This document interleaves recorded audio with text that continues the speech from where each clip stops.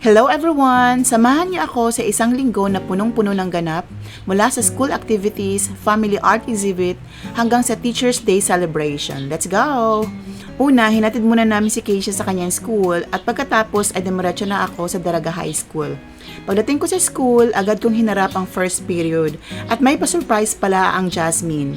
May pabulaklak, greetings at pa-letter pa sila. Sayang nga hindi ko na-videohan.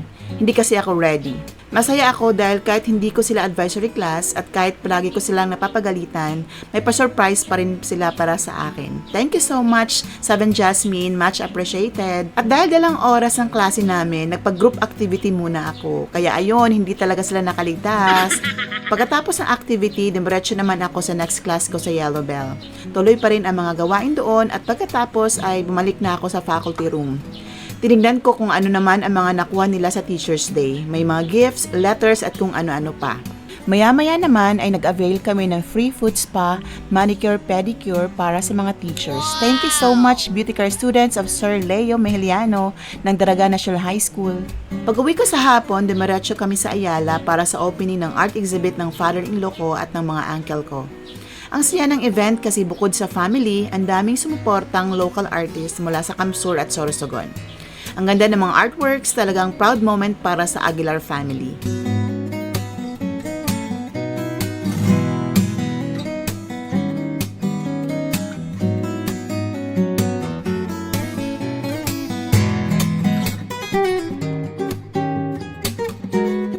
Kinabukasan naman, nagsimula na ang aming school-based Teacher's Day celebration. Home-based ang mga bata kaya kami lang muna sa school. Sinimulan namin ang programa sa isang simpleng parada, tapos may yell competition Teacher's Edition.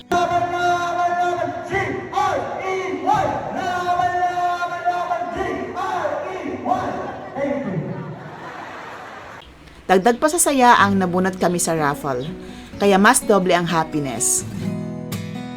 Sobrang saya ng lahat, nakakatuwa at nakakagaan ang pakiramdam makisaya kasama ang mga co-teachers. Pagdating ng Sabado, nagpa-laundry muna kami bago magpa-check up kay Keisha kasi grabe na talaga ang ubot sipon niya. Buti na lang may 1K incentive kami kahit papano, nakatulong iyon sa pambili ng gamot niya. Dahil Teacher's Day, Dito na po ta aking Teacher's Day incentives na 1,000. Kulang pa nga ni. Kasi nasa 1,500 ito. 140, kami ka po. Tama, bayad pa sa 300. Garo ka to. Nasa 1,500 ang gamot ni Keisha. Nasa 1K lang incentives. Kaya depend baka naman. After ng check-up, pumunta kami sa SM para mag-lunch. Bumili muna kami ng spaghetti para kay Keisha. Tapos kumain kami sa mga inasal. Syempre, only rice. Pagkatapos namin kumain, naglakad-lakad muna kami bago dumiretso sa spa para magpamasahe. Perfect pang-end ng araw, relaxing at sulit. Sunday ng hapon, balik ulit kami sa Ayala para sa art exhibit. This time, may jam session kasama Aguilar Clan. Super fun at chill vibes lang.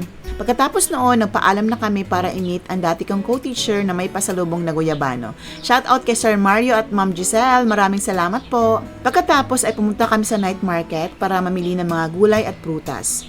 Doon na rin kami nag-dinner sa tabi ng night market bago umuwi. At syempre, pagdating sa bahay, kinain agad namin ang guyabano. Kinabukasan, Monday na at Division Celebration naman ng Teacher's Day. Dito ito ginanap sa Albay Sports Center, malapit lang sa dati kong school. Ang daming dumalong teachers mula sa iba't ibang distrito at may sari-saring patimpalak. Ang saya ng event, talagang ramdam mo ang appreciation at unity ng mga guro. At yun lang ang naging buong linggo ko, puno ng saya, pagod pero super rewarding. Maraming salamat sa pagsama. Don't forget to like and share. See you next vlog. Bye!